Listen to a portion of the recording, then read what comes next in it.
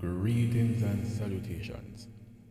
Monster Hunter Wilds. I have been quite busy, so I haven't checked up on the game in quite some time. And lo and behold, apparently it released quite a bit of videos and so on. So I've decided to do a quick little update video on my thoughts on the game thus far. So those of you who don't know, I'm a newcomer to the Monster Hunter series. My first game was World, and I really like it. I do call myself a fan of a franchise because if another game in the franchise is not appealing to me for whatever reason, I will simply not buy it.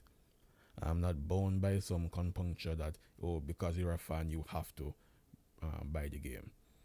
Now, for me, what Wilds needed to do to be interesting is to be an evolution on World, not go in the direction of Rise. Because I saw Rise. Rise went more anime, heavy on action, less on the world building, from what I gather. The graphics was also a downside because I think it was built for the Switch first and then ported over or something like that. But it's less intensive than World. And based on the footage that I'm seeing so far from Monster Hunter Wilds, it did exactly what I wanted, or what the next Monster Hunter would need to do to be interesting to me. It's closer to World than it is to Rise. So that's a big plus. I also didn't want World 2.0 or 1.5. It needed to have different monsters. World, I think, was predominantly just reptile monsters, and would like a little difference here. The few monsters they've shown has that variety, but this does not mean that it is an automatic purchase. Because if there's one very, very, very big deal breaker, and even though they haven't shown anything thus far, you never know, they might be just hiding it until the game release and then you find out a one bag of nonsense. And that is, if the game has any he-she business, any feminist narrative, or any Batman in it, I am not buying the game. Period. Before I get into my full thoughts, we have a character here apparently, and people really, really like the character. And it is she. And they say that she's attractive and so on. And she's not horrible, but first of all, I don't quite get why the artwork and the in-game don't quite look the same. Up here as well, here in the artwork she looks kind of fine. Yeah, she looks fine in artwork, but when in-game she have this weird jaw thing going on. I don't know what's with this puffy man jaw in the in-game footage. Same thing here. I believe at some angles she does look quite attractive, but here this face could almost pass for a male. Like it's a bit more masculine. This face is more masculine than this face. And even with this face, its jaw is too puffy. You could have shrink, make her lose some pounds in her face, and she will look better. But like, it's not horrible, right? It's not the worst looking, or not the most offensive looking supposed female character that some other games play. And to be fair, Monster Hunter never really has that much attractive female characters either. But I just find it funny that people were salivating over this character. I'm like, she's fine, but like not the greatest thing ever. The first Descendant, for example, Freyna, that is a good looking character to me, right? And she is no Freyna. But let's get back to the topic at hand. So if I live in World, like I said, this is what I like. I much prefer them refocus on the ecosystem of the world. Now, it says that each biome will have two seasons or two identities, as I put it. One which is harsh and the other one that is more vibrant and brimming with life.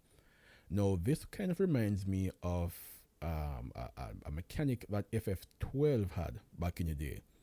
In Giza, the Giza Plains, it had the wet season and the dry season. And while it sounded cool, it was annoying at a point because you could accept a hunt. FF12 had a little bounties hunts that I could accept. And you had to wait and keep reloading the map until it became rainy.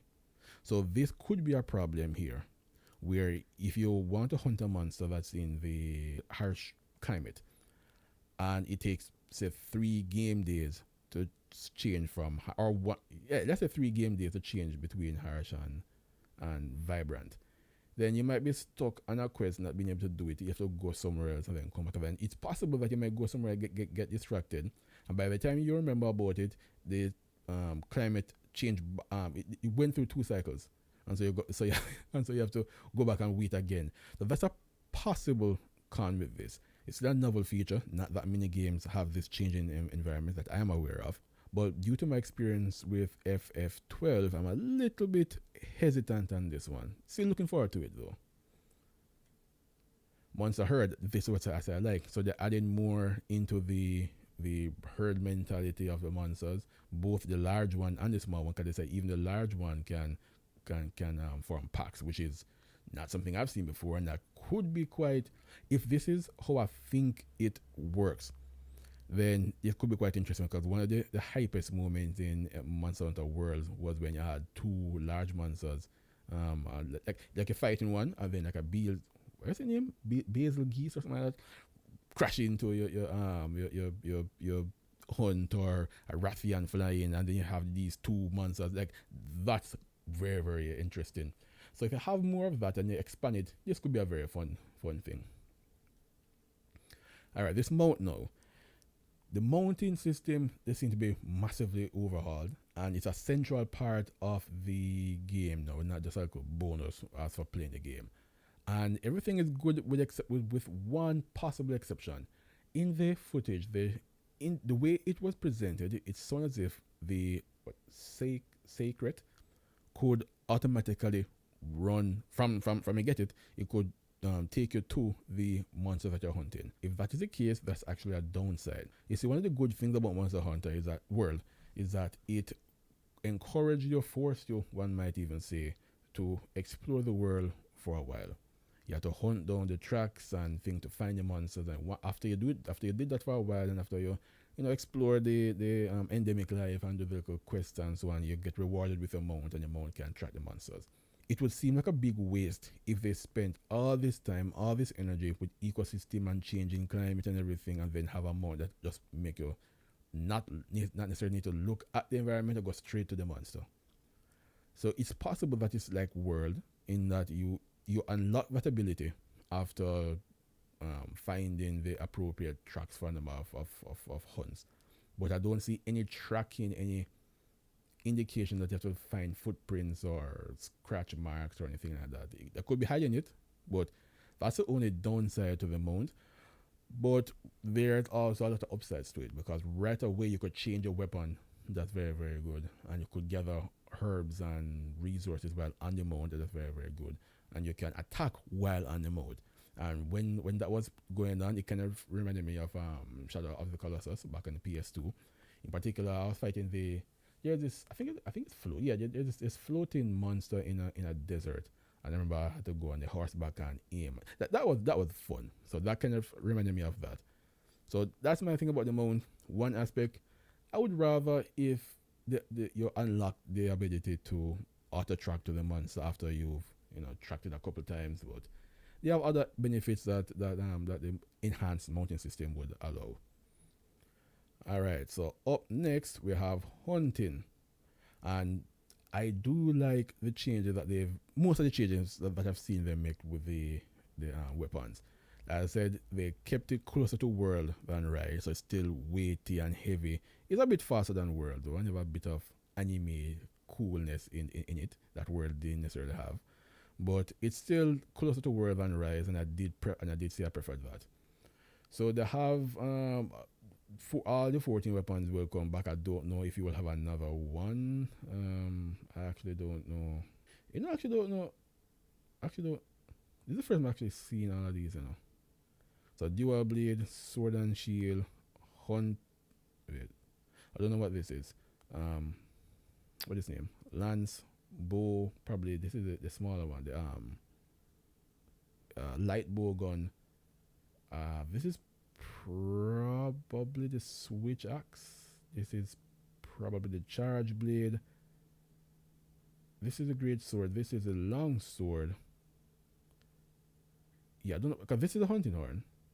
So I don't know what. Alright, so somebody will fill me in. Oh, hammer. Okay, yeah, this hammer, right. Yeah, so I might get an additional weapon, and I think maybe some people will be upset over that, but I just came into the game with World, and I think it's only like maybe 3 or 4 weapons I really use, so I'm not that offended by it. and they did add a few stuff to it. And these weapons are quite varied, so I don't have an issue even if they didn't add another weapon type. Alright, so focus mode now. When I saw focus mode, it's a thanks to Street Fighter 4. Whenever I see focus mode, my mind goes to FADC. It allows you to aim your attacks and your guard abilities. I don't fully understand the guard abilities, what it mean. I get the aim attack because he uses it when the monster have weak points and you glow red, and then they have a particular focus attack that you can use. That does make it a bit easier, because back in World you didn't have an auto big damage attack that you can do. Your weapon might have a strong attack, and then it's up to you now. So you are the one who have to focus, not the character. You as a player, you have to realize that, okay, this part is weak, target the part, stun him, and then do the big attack on that part. So it is simplifying the game a bit. But the possible downside here now is, if the game is built and balanced with this new damage burst of yours, it could mean that the monster's HP gets higher, because you're expected now to they give you this additional tool to do this massive damage, and so you're expected to use it. So the monster's HP could be a bit relatively higher, because the numbers are actually quite lower, rather than 100, 200, 300, which I have no problem with, by the way. Sometimes in RPGs, I have a tendency to just have these big numbers and doesn't really do that much. And the wounds now are more distinct compared to the old to Monster Hunter World, of a big glowing red spot now, very very video gamey on that front.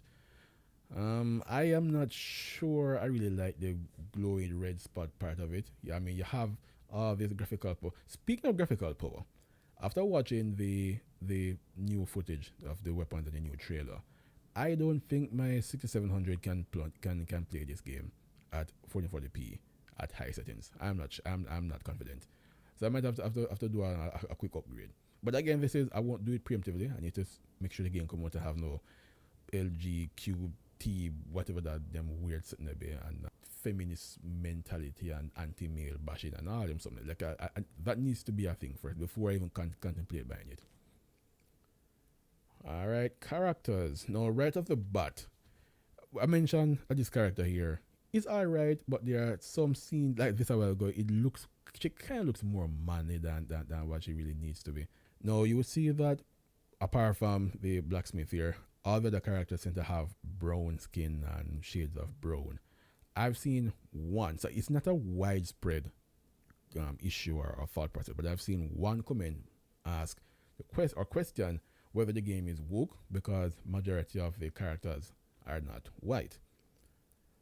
To that end, I would say that this is, I've made a point before that this woke thing, similar to the alphabet people, them, is like opening Pandora's box, because to some degree it is difficult to close all of this nonsense and this virus that came out. The setting for this game is closer to Africa than it is some rainforest or some swamp. So if you're in a hot place with a lot of sun and so on, you expect to see more black people than white people. This could be called Monster Hunter Africa or Monster Hunter Saudi Arabia, and it wouldn't really be incompatible with the theme and the general tone of the game. So on that front, having dark skinned characters in this environment is not a problem inherently, I think. But I do understand that because the recent woke and DEI stuff has tainted the entire industry to the point where people are very, very on edge. And the moment you say anything that kind of tangentially looks like woke, you will assume the worst, because history has shown that it usually is. But in this case, given the setting that is basically Africa themed, if anything, the characters might even be a bit too light skinned, given that. Granted, they aren't in native to the region there, but just show that it's not a big deal. It's not an issue, I think, necessarily. When the game comes out, if you have woke thing, then you will see things like them talking about black power or some nonsense like that. Then yes, your fears will be warranted and valid. But as of right now, in a dusty, sand-filled, sun-basked area, have some black characters. I don't necessarily see the problem with it.